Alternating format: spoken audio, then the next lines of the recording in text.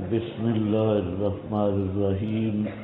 والذین کذبوا بآیاتنا، وہ لوگ جنہوں نے جھٹلایا ہماری آیات کو، صم بکم فی الظلمات، وہ بہرے ہیں، بکم ان کو بہرے ہیں، بہرا سمجھ، بکم گونگے ہیں یعنی گونگا سمجھ، فی الظلمات بیچ اندھیروں کے ہیں، اسی وجہ سے بیچ اندھیروں کے ہیں۔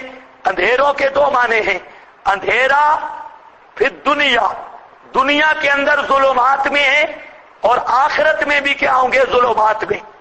ظلمات سے مراد ظلمات پھر دنیا، ظلمات پھر آخرہ۔ اس کے لیے دیکھ لیں دنیا میں اندھیرے، سورۃ البقرہ آیت نمبر 18، یخرجہم من الظلمات الی، اور احقاف آیت نمبر 26، جلدی جلدی ذرا، سورۃ الاحقاف 26واں پارہ آیت نمبر 26، 1022۔ ہاں بھائی شابش، مل گیا؟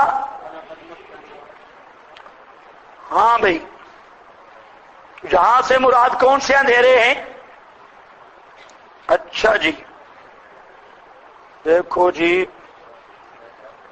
یہ سب کے سطح ایک ہیں یا فرق ہے؟ اس دفعہ ویسے یہ عجیب چھاپا ہے، میں نے نہیں لکھا اس دفعہ کا چھاپا، یہ تو بہت عجیب چھاپا ہے، اتنا فرق ہے صفحات کا۔ ہاں بھائی، اور اس کے ساتھ ہی اچھا جی، اس میں کافی تبدیلی ہے نئے قرآن میں، چلو قرآن میں نہیں لکھت میں۔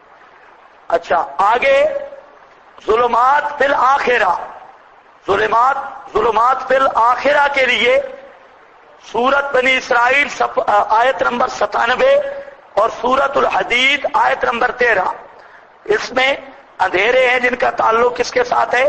آخرت کے ساتھ۔ ابھی چلو ٹائم نہیں، یہ لکھ لو، چلو۔ پھر ظلمات بیچ اندھیروں کے، من یشاء اللہ، وہ شخص کے چاہے اللہ، یضلل ہو، گمراہ رکھنا اس کو، اور وہ شخص کے چاہے اللہ کر دیتا ہے علی صراط مستقیم، اوپر راہ سیدھی کے۔ جس شخص کو اللہ چاہے گمراہ رکھتا ہے، جس کو چاہتا ہے سیدھی راستے پہ چلاتا ہے۔ گمراہ کس کو کرتا ہے؟ ضدی کو، اور راہ پہ کس کو چلاتا ہے؟ منیب کو۔ ارائیتکم، فرما دیجئے، بتلاؤ مجھ کو، اخبرنی حالکم ان اتاکم عذاب اللہ، اگر آئے تمہارے پاس عذاب اللہ کا، مثلاً باد و آتش اور غرق، او اتتکم الساعۃ، یا آئے تمہارے پاس قیامت، اغیر اللہ تدعون، کیا غیر اللہ کو تم پکارو گے، ان کنتم صادقین، اگر ہو تم سچے تو پکار دکھلاؤ ان حالات میں۔ بل ایاہ تدعون، بلکہ اسی اللہ ہی کو تدعون پکارتے ہو تم، فیکشف ما تدعون، پس دور کرتا ہے، کھولتا ہے، ما تدعون الیہ، اس مصیبت کو جس کی طرف تم اللہ کو پکارتے ہو۔ ان شاء، اگر چاہے، وَتَنْسَوْنَ مَا تُشْرِكُونَ، اور بھول جاتے ہو اس وقت ما تشرکون، ان معبودان باطلہ کو جن کو شریک بناتے ہو، یعنی مصائب میں پکارتے ہو۔ جہاں چند باتیں سمجھے، غالی حضرات، روافض، رضاخانی اور آج کل کے بعض نام نہاد دیوبندی، وہ اس خبط میں مبتلا ہیں کہ غیر اللہ کی عبادت شرک ہے، لیکن غیر اللہ کو حاجات اور مشکلات میں پکارنا یہ شرک نہیں، یہ جائز ہے۔ اکثر غالی اسی دھوکہ میں مبتلا ہیں، لوگوں کو بھی دھوکہ دیتے ہیں۔ پھر کہہ رہا ہوں، وہ کہتے ہیں غیر اللہ کی عبادت تو شرک ہے، لیکن غیر اللہ کو حاجات میں مشکلات میں پکارنا یہ شرک نہیں۔ ایک دوسرا، قرآن پاک میں جہاں پر بھی غیر اللہ کی پکار سے منع کیا گیا، جب مسئلہ پکار کو بیان کیا گیا تو فوراً وہ دعا یدعو کا معنی کرتے ہیں پوجا اور عبادت۔ اس پر بعض تفسیروں کے حوالے بھی پیش کر دیتے ہیں۔ دیکھو جی، جہاں دعا یدعو کا معنی ہے عبادت کرنا، پوجا کرنا، اور ہم تو اولیاء اور مقربین کو الہ نہیں سمجھتے، بلکہ ہم انہیں پکارتے ہیں حاجات اور بلیات میں، مشکلات میں۔ تو اس میں بھی وہ تاثر دینا چاہتے ہیں کہ دیکھو پکار اور ہے اور عبادت اور ہے۔ اس لیے ان کی آپ تفسیریں دیکھیں، تقریریں سنیں۔ مفتی احمد یار خان، پیر کرم شاہ، نعیم الدین مراد آبادی اور دیگر ان کے مولوی حضرات، اسی طرح اہل تشیع کی تفسیریں، ترجمہ مقبول، فرمان علی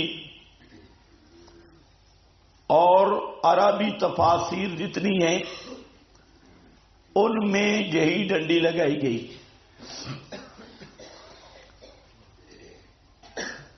تو اب ذرا خیال کرنا، پہلی بنیاد جو ان حضرات کی ہے کہ غیر اللہ کی عبادت شرک ہے، دعا پکار شرک نہیں۔ یہ سب سے بڑی جہالت اور صریح نصوص کے خلاف ہے۔ کیوں کہ دعا اور پکار یہ عبادت کا اصل خلاصہ اور لب لباب ہے۔ دعا اور پکار، حاجات میں پکارنا، مشکلات میں پکارنا، یہ اصل عبادت ہے، مغز عبادت کا۔ ان حضرات نے دعا پکار کو عبادت کے مد مقابل سمجھا، حالانکہ دعا پکار اہم الافراد ہے عبادت کا، سب سے اہم فرد۔ اس پر انشاءاللہ آگے بھی آ رہا ہے سورہ حامیم مومن میں مفصل بیان. قال ربکم ادعونی استجب لکم، تمہارے رب نے فرمایا مجھ ہی کو پکارو، میں ہی تمہاری حاجتیں پوری کر سکتا ہوں. ان الذین یستکبرون عن عبادتی، اوپر ادعونی ہے، نیچے عن عبادتی ہے. تو اللہ تعالی نے مشکلات اور مصائب میں پکارنے کو خود عبادت قرار دیا کہ یہ عبادت ہے. یہ عبادت کے مد مقابل نہیں. یہ تو فرق کرو، عبادت اور ہوتی ہے اور دعا پکار اور ہوتی ہے. یہ خالص دھوکہ ہے. اسی طرح آئیوں کے بھی وہاں حوالے میں نے دیے اور سب بریلوی حضرات کے بھی، کہ انہوں نے ایک حدیث کو تسلیم کیا الدعاء مخ العبادہ، کہ دعا عبادت کی جان، عبادت کا خلاصہ ہے. تو پھر پکار اور عبادت میں فرق کیوں؟ عبادت اور پکار مد مقابل کیوں؟ اور یہ تقسیم کرنا کہ یہ عبادت ہم غیر کی نہیں کرتے، پکار جائز ہے. اور یہ تاثر کہ مشکلوں میں پکارنا یہ الگ امر ہے، عبادت کرنا الگ امر ہے. اسی طرح یہ فرق کرنا کہ ہم تو مقربین کو معبود نہیں کہتے، مقبول کہتی ہیں.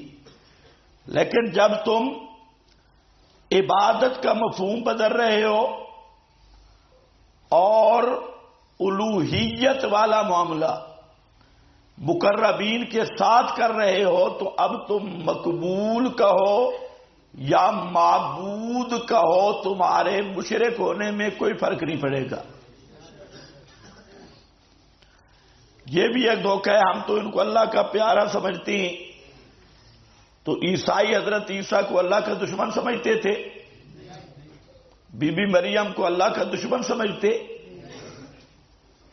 یہودی حضرت عزیر کو اللہ کا دشمن سمجھتے، تو وہ بھی پیارا سمجھ کے پکارتے. یہ بھی ایک دھوکہ، ہم ان کو اللہ کا پیارا سمجھتے ہیں جی، اور یہ ہمارا وسیلہ ہے. تو مکہ والے مشرک یا یہود و نصارہ جن اللہ کے پیاروں کی پوجا کرتے تھے، حضرت ابراہیم، حضرت اسماعیل، ان پیاروں کی پوجا وہ یہ سمجھ کے نہیں کرتے تھے کہ یہ اللہ ہیں، بلکہ کیا سمجھتے تھے؟ ما نعبدہم الا لیقربونا الی اللہ زلفا، یہ ہمارے وسیلہ ہیں، اللہ تک قریب کرنے والے ہیں. ہؤلاء شفاؤنا عند اللہ، یہ ہمارے اللہ کے ہاں سفارشی ہیں اور کام کرا دیتے ہیں. وہ کب اللہ سمجھتے تھے؟ تو یہ بھی ان حضرات کا دھوکہ ہے عوام کو کہ ہم اللہ نہیں سمجھتے جی، بلکہ مقبول سمجھتے ہیں، معبود نہیں سمجھتے.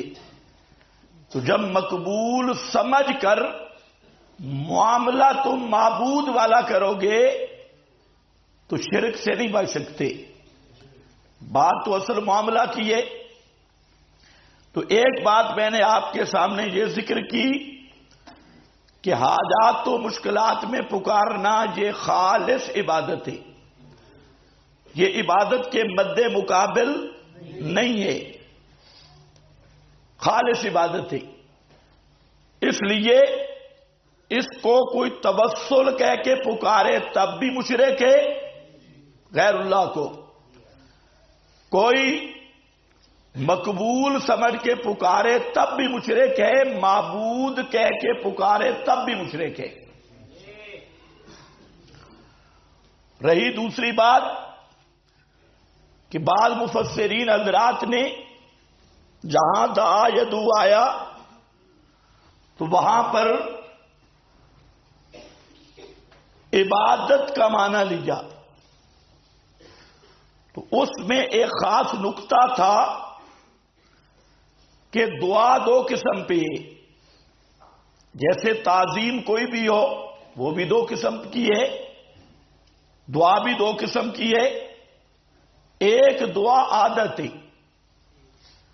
ما تحت الاسباب امور میں ایک دوسرے کو بلانا، ڈاکٹر سے دوائی لینا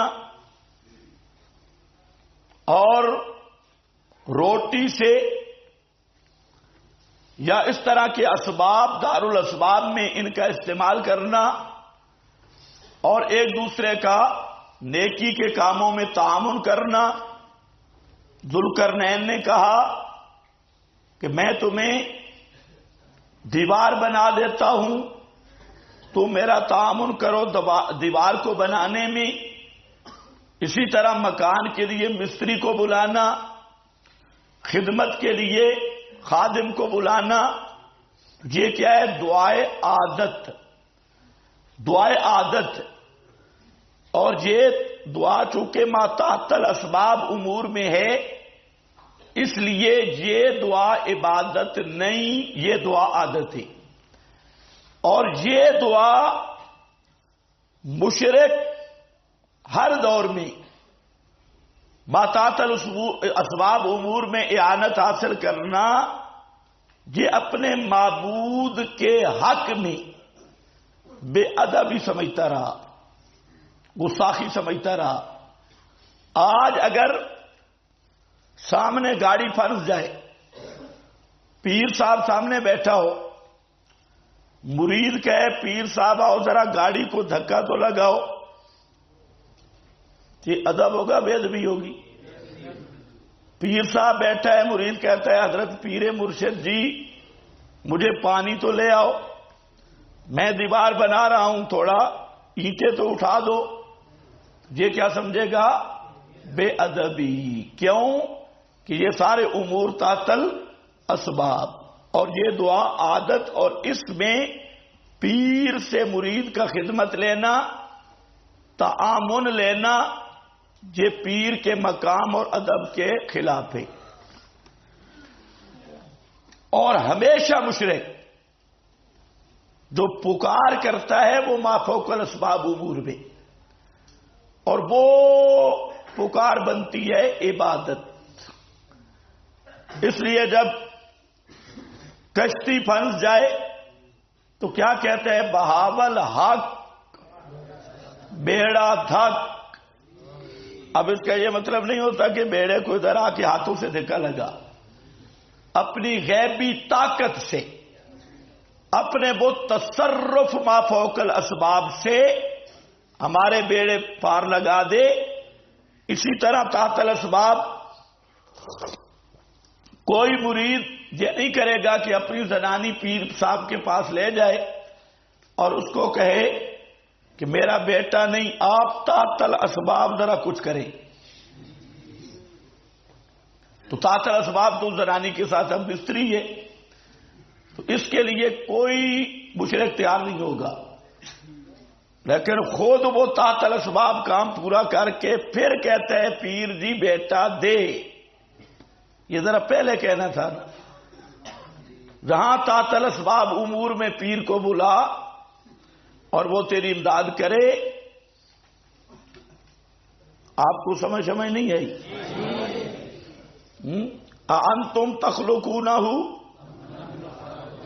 اور اس سے پہلے کیا ہے؟ افرأیتم ما تمنون۔ یہ قرآن ہے بھائی، کوئی ناراض نہ ہو۔ اللہ نے فرمایا جب تم اپنی بیوی سے ہم بستری کرتے ہو اور اپنی منی کو اس کے رحم میں ڈالتے ہو، یہ ہے تحت الاسباب۔ اب بتاؤ کہ انتم تخلقونہ ام نحن الخالقون؟ اس پانی سے بچہ پیدا کرنا یہ تمہارا کام ہے یا ہمارا کام ہے؟ اور میں نے پہلے بتایا کہ خلق ایجاد ما فوق الاسباب، خلق کا معنی بھی ایجاد ما فوق انتم تخلقونہ ام نحن الخالقون، کیا تم پیدا کرتے ہو یا ہم پیدا کرنے والے؟ تحت الاسباب کام تھا ما تمنون تک، اور یہ کام کوئی مرید کسی پیر سے ویسے کرا لے سامنے کرانے کے لیے تیار نہیں، کیونکہ وہ بھی سمجھتا ہے کہ یہ کام کیا ہے، تحت الاسباب۔ البتہ وہ پیر کو کہتا ہے بیٹا دے، تو مقصد کیا ہوتا ہے، تحت الاسباب یا فوق الاسباب؟ وہ تصرف فوق الاسباب سے۔ تو میں آپ کو یہ فرق بتا رہا ہوں کہ یہ جو دعا عادت ہے، یہ کسی دور کا مشرک بھی اپنے معبود سے استعانت تحت الاسباب نہیں لے رہا، نہ آج نہ پہلے لی۔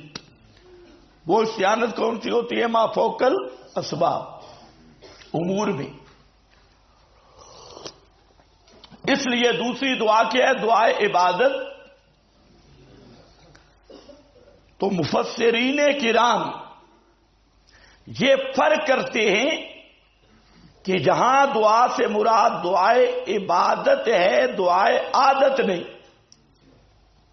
یعنی ما فوق الاسباب امور میں پکارنا ہے، دعائے عادت تحت الامور میں پکارنے والی وہ دعا نہیں، بلانا تعامن وہ مراد نہیں۔ اس فرق کو بیان کرنے کے لیے مفسرین عبادت والا معنی کرتی ہے کہ جہاں میں نے پھر کہا کیا ہے، دعا عبادت ہے، دعا عادت نہیں ہے۔ ان لوگوں نے کیا سمجھا؟ صحیح مفسرین کی ترجمانی کی۔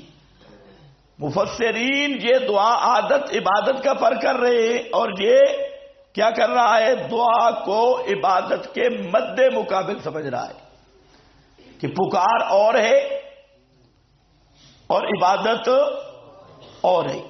یہ دو باتیں سمجھنے کے بعد یہ آ گئی آیت، پوری دنیا کے غالی صاحبان، پوری دنیا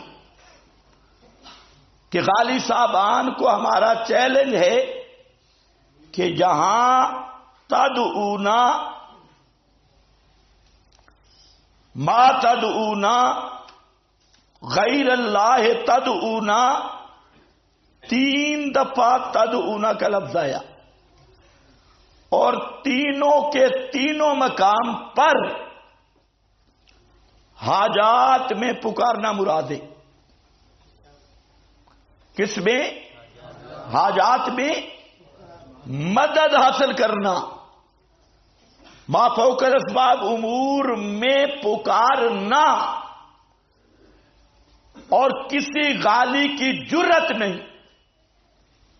کہ جہاں کوئی وہ اپنی ڈنڈی مار سکے، جی دعا پکار یہ عبادت کے مقابلہ میں ہے، ہم تو دعا پکار کرتی ہیں عبادت نہیں کرتے، تو ایسی ڈنڈی مارنے کی کسی کو جرت نہیں۔ اس آیت کو ذرا دیکھو، فرمایا خبر دو مجھ کو، ان اتاکم عذاب اللہ، اگر آئے تمہارے پاس اللہ کا عذاب، او اتتکم الساعۃ، یا آئے تمہارے پاس قیامت، اغیر اللہ تدعون، کیا اللہ کے سوا کو پکارو گے؟ کس کے لیے؟ کشف عذاب کے لیے، اس مصیبت کے لیے۔ ان کنتم صادقین، یہ شرط ہے، اس کی جزا مقدر ہے۔ اگر ہو تم سچے دعوے شرک میں، غیر اللہ کی پکار میں، تو پھر ایسی حالت میں ذرا غیر اللہ کو پکار کے دیکھو۔ بل ایاہو تدعو، بلکہ اسی ہی کو تم پکارتی ہو۔ سورہ یونس نکالیں، دعوا اللہ مخلصین لہ الدین.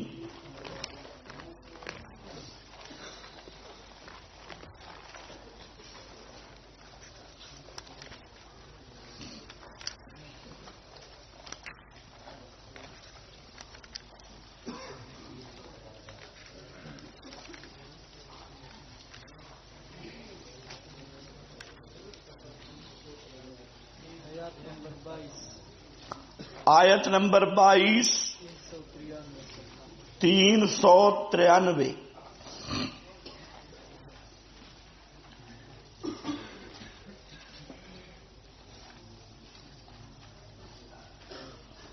حتی اذا کنتم فی الفلک،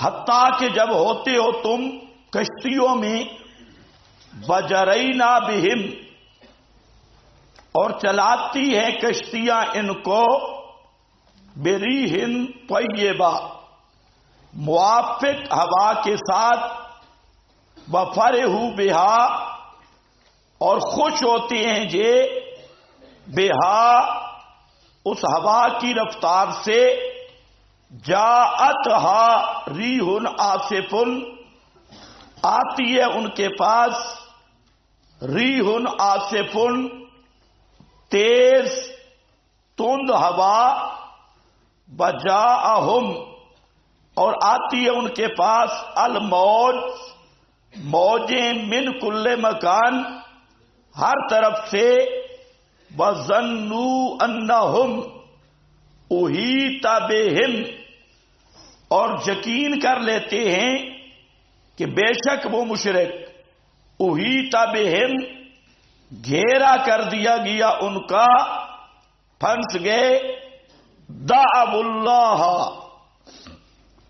اس وقت پکارتے ہیں اللہ کو، مخلصین لہ الدین، درا حالے کے خالص کرنے والے ہوتے ہیں واسطے اس کے، الدین، الدعاء، جلالین، پکار کو.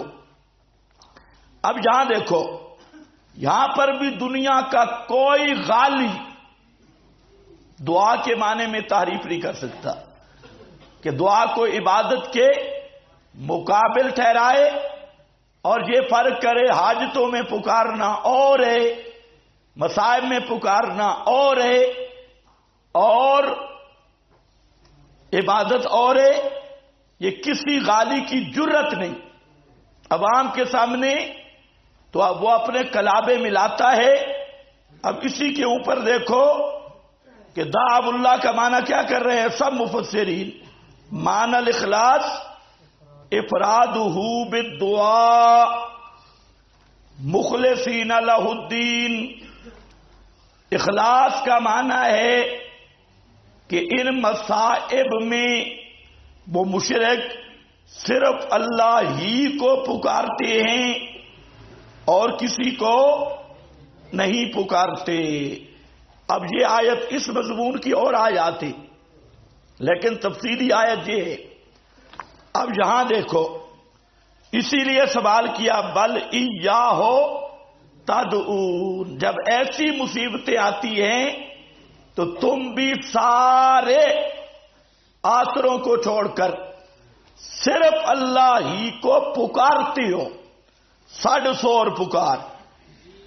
اب آپ کے پاس عبارت لکھی علامہ ابن جریر رحمہ اللہ کی، فرماتی ہیں ایاہ تدعون وبہ تستغیثون. تدعون کا کیا معنی؟ تستغیثون وإلیہ تفزعون، اللہ ہی سے مدد مانگتے ہو اور اللہ ہی کے سامنے گھبرا کر زاریاں کرتے ہو، اسی کا آسرا. تو دعا پکار کا کیا معنی ہوا؟ مصائب میں مدد کے لیے پکارنا، حاجتوں میں قضائے حاجات کے لیے پکارنا. جیسے آج کا مشرک پکارتا ہے دو صورتوں میں، یا تو براہ راست یا علی مدد. وہ ایک بے ایمان کہہ رہا تھا مشکلاں دے بچ یا خدا پہنچدا یا علی پہنچدا. یہ پورا قصیدہ اس نے پڑھا. مشکلاں دے اندر یا خدا پہنچدا یا علی پہنچدا.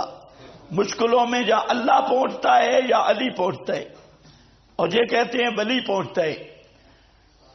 تو اب ذرا دیکھو، بل ایاہ تدعون، اسی اللہ ہی کو تم پکارتے ہو. فیکشف، بس دور کرتا ہے ما تدعون، اس مصیبت کو جس کی طرف تم بلاتے ہو لیکن مجبور نہیں. انشاء، اگر چاہے اس کی مشیت ہو، اسے کوئی زوری زور منوا سکتا نہیں. انشاء، حاشیہ دیکھیں بھائی،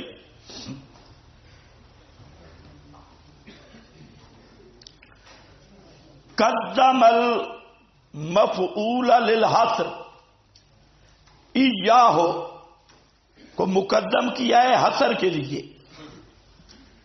اور معنی لا تدعونا فی الشدائد الا اللہ. کیا معنی ہو رہا ہے؟ ایاہ تدعون. یہ جو دو باتیں میں نے عرض کی اس کو ذہن میں رکھتے ہو. کیا معنی؟ یعنی مراد اللہ تعالی کی یہ ہے کہ لا تدعونا فی الشدائد، نہیں پکارتے تم مشکلوں میں، الا اللہ، سوائے اللہ کے کسی کو، لا غیر. فیکشف ما تدعون الیہ، پس اللہ دور کر دیتا ہے وہ مصیبت جس کی طرف تم پکارتے ہو.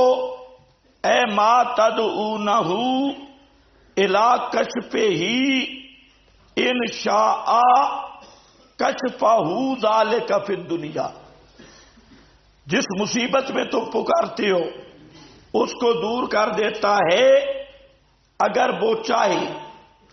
کشف اس کا کھولنا اس کا دنیا میں، دون الآخرہ، آخرت میں نہ، یعنی دنیا میں سوائے آخرت کے.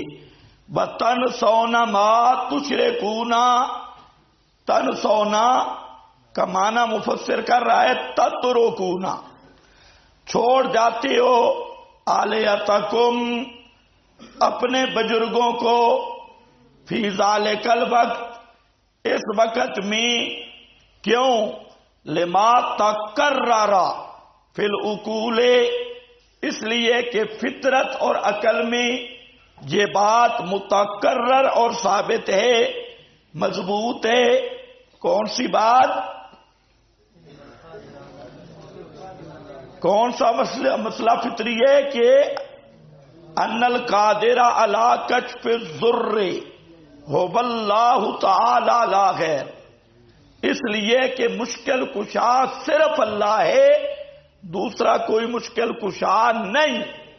یہ وہ مسئلہ ہے تقرر فی العقول، جو فطرت میں مرکوز ہے، عقلوں میں مرکوز ہے. یہ ہے مظہری کا حوالہ، قاضی ثناء اللہ پانی پتی. اس کے بعد ہے مفسر بغداد سید محمود آلوسی رحمت اللہ تعالی علیہ. ان کی بھی ذرا سنو. کہتے ہیں اغیر اللہ استناف للتبکیت علی مانا اتخصون آلہتکم بالدعوت کما هو عادتکم اذا اصابکم ضر ام تدعون اللہ تعالی دونہا دون الآلہہ وعلیہ فتقدیم المفعول للتخصیص، یہاں تک تو اس نے یہ بتایا کہ ایاہو کی تقدیم کس کے لیے؟ تخصیص کے لیے، کہ عام حالات میں تو دوسروں کو پکارتی ہو، لیکن اس سب سے بڑی مصائب میں اللہ ہی کو پکارتے ہو یا دوسروں کو بھی ساتھ ملاتے ہو، اس لحاظ سے جہاں سر ذکر کیا۔ آگے بل تخصون سبحانہ بالدعاء ولیس لرعایت الفواصل، علامہ کہتا ہے کہ ایاہ تدعون کی تقدیم حصر کے لیے ہے، فواصل کی رعایت کے لیے نہیں۔ کیا سمجھے ہو؟ آیات کے فواصل کی رعایت کے لیے نہیں، کس کے لیے ہے؟ حصر کے لیے۔ اور بتانا ہے کہ او مشرکو، جب تم بڑی مصیبتوں میں پھنس جاتے ہو تو پھر کس کو پکارتے ہو؟ صرف اللہ کو۔ فَيَكْشِفُ مَا تَدْعُونَ، پس کھولتا ہے ما تدعون۔ اس کے بعد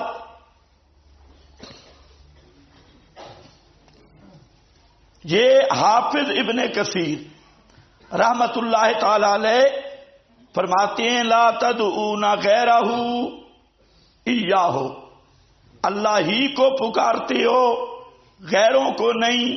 کیوں؟ لعلمکم انہ لا یقدر احد علی دفع ذلک سواہ، اس لیے کہ تم بھی مانتے جانتے ہو کہ اس مصیبت کو اللہ کے سوا کوئی بھی ہٹا نہیں سکتا۔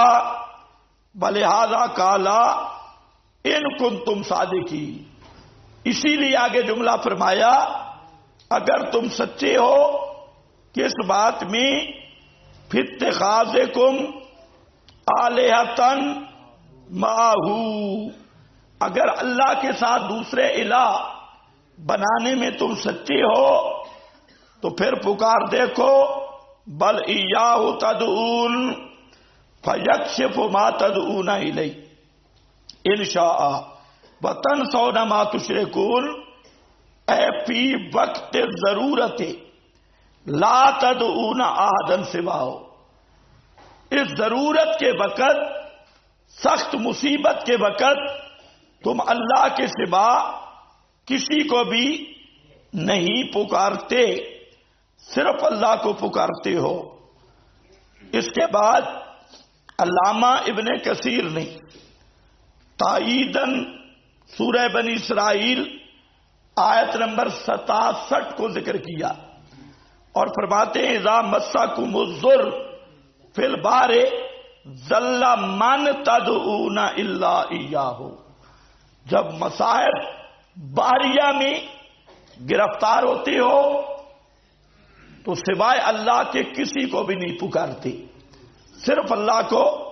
لیکن یہ پرانے زمانے کے مشرکوں کی بات ہے۔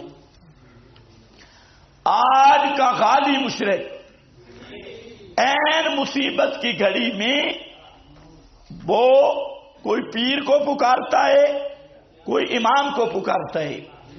اس لیے سید محمود نے سورہ یونس پر ایک تبصرہ لکھا کہ باللہ علیک، میری تفسیر پڑھنے والا تجھے خدا کا واسطہ ایک بات کا انصاف کر کہ مکہ کا مشرک جب مصائب میں گر جاتا تھا، کشتیوں میں، سمندر میں، تو اس کی حالت تھی دعو اللہ، صرف اللہ کو پکارتا۔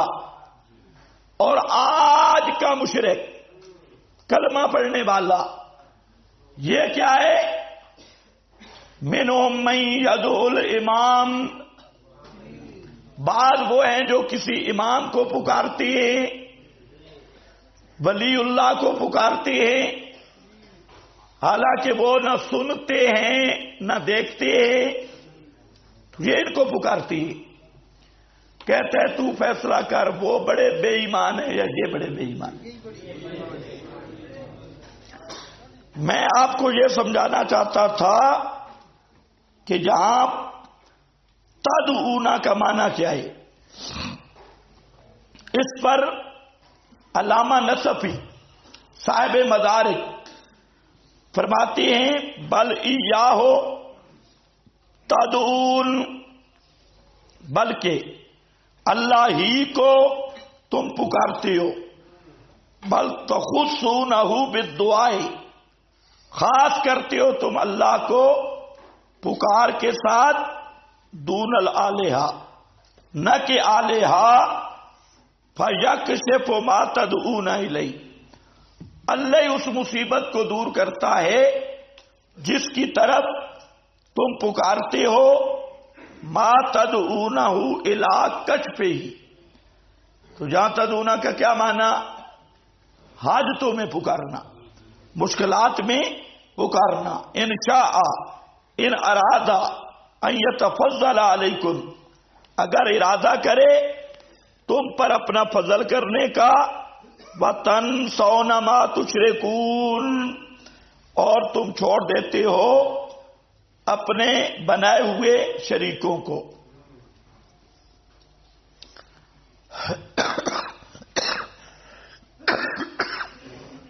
مدارک۔ اسی طرح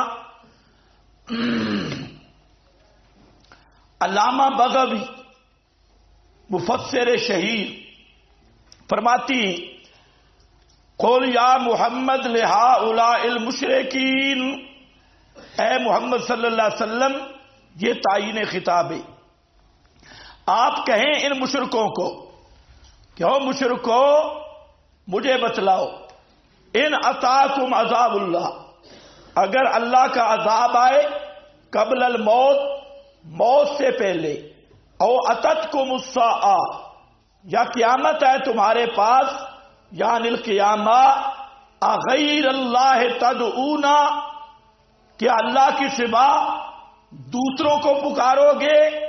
کس چیز میں؟ فی صرف العذاب عنکم، تو پکار کا معنی کیا ہے؟ حاجات میں پکارنا، مشکلات میں پکارنا، غالیوں کی ڈنڈی ذہن میں رہے، ان کنتم صادقین، واراد الکفار یدعون اللہ فی احوال الاضطرار کما اخبر عنہم وَإِذَا غَشِيَهُمْ مَوْجٌ، اسی پر سورہ لقمان کی تائید لایا، سورہ لقمان کی، اور جب ڈھانپ لیتی ہے ان کو موجن، پانی کی موجیں، کالظلل، جیسے ظلل سائے، دعوا اللہ مخلصین لہ الدین، پکارنے لگتے ہیں اللہ کو اس حال میں کہ خالص کرنے والے ہیں واسطے اس کے الدین، پکار کو۔ سورہ لقمان آیت نمبر 32، ثم قال بل ایاہ تدعون، پھر فرمایا اسی ہی کو پکارتے ہو، اے تدعون اللہ بلا تدعون غیرہ، یعنی اللہ ہی کو پکارتے ہو، غیر کو نہیں پکارتے۔ فَيَكْشِفُ مَا تَدْعُونَ إِلَيْهِ، پس اللہ دور کرتا ہے اس مصیبت کو جس کی طرف تم پکارتے ہو، انشاء، اگر چاہے، قَيَّدَ الْإِجَابَةَ بِالْمَشِيَّةِ، اللہ تعالیٰ نے اجابت کو مشیت کے ساتھ مقید کیا، بل امور کلھا، حالانکہ سب امور اس کی مشیت سے ہیں، بتنسونا تترکونا ما تشرکون، اور چھوڑ جاتے، بھول جاتے ہو، یعنی چھوڑ جاتے ہو ان معبودوں کو جن کو شریک بناتے ہو، معالم التنزیل۔ اس کے بعد واہ، المنار کا ذرا حوالہ سنو، مفسر کیا کہتی ہے، فرماتے ہیں لا تدعون فی تلک الحالت غیرہ، اس حالت میں جب عذاب آئے، بڑی مصیبت آئے، اس میں اللہ کے سوا دوسروں کو نہیں پکارتے، لا وحدہ ولا معہ، نہ دوسروں کو اکیلا کر کے نہ اللہ کے ساتھ ملا کر، یا اللہ تے یا پیر، یا صرف یا پیر، کیوں نہیں کرتے؟ بل تخصونہ، بلکہ خاص کرتی ہیں اللہ کو، وحدہ بالدعائے، اکیلے اللہ کو دعا کے ساتھ، یعنی صرف اللہ کو پکارتی ہیں۔ فَيَكْشِفُ اے یزیل ما تدعونہ، اللہ دور کرتا ہے جس مصیبت میں پکارتے ہیں، علاقت پہ ہی انشاء لأنہ هو القادر علیہ دون جمیع العباد، اس لیے کہ اللہ قادر ہے نہ کہ باقی بندے، وَتَنْسَوْنَ مَا تُشْرِكُونَ بِهِ، اور چھوڑ جاتے ہو معبودان باطلہ کو، سب گئے، الآنا من الشفعاء بل انداد، جن کو سفارشی سمجھتے ہو اور جن کی سور و پکاریں کرتے ہو، لأن الفضا الیہ سبحانہ عند شدت الضیق والیأس من الاسباب مرکوز فی فطرت البشر۔ یہ اصل بات ہے کہ حاجات میں اور مشکلات میں صرف اللہ کو پکارنا یہ اللہ نے فطرت کے اندر رکھا ہے، انسان کی فطرت میں، مرکوز فی العقول مرکوز فی فطرت البشر۔ اور کیا فرمایا؟ لا تبدیل لخلق اللہ، فطرت اللہ التی فطر الناس علیہا، اللہ نے ہر انسان کی فطرت میں رکھا ہے کہ حاجتوں اور مشکلوں میں کس کو پکارنا ہے؟ کس کو پکارنا ہے؟ سارے پتہ چلے جاگ جاؤ، کس کو پکارنا ہے؟ صرف اللہ کو۔ اور یہ مسئلہ کس کا ہے بھائی؟ فطرت کا۔ کل مولود یولد علی فطرت الاسلام، ہر بچہ جو پیدا ہوتا ہے اسی اشاعت التوحید کے عقیدے پہ ہوتا ہے، اسی فطرت توحید پہ۔ یہ تو آگے ابا ہو جو حبیدانی ہی، جو نصرانی ہی، جو مجسانی ہی، یہ تو آگے کوئی بے ایمان ملا مل جائے، بدعتی مشرک خارجی مولوی، وہ اس کو خراب کرتا ہے، ورنہ اگر اپنی فطرت پہ رہ جائے تو فطرت کیا ہے؟ حاجتوں اور مشکلوں میں بغیر کسی دھمکی کے پکارنا ہے صرف اللہ کو۔ یہ ہے فطرت کا مسئلہ۔ ہاں بھئی دیکھو،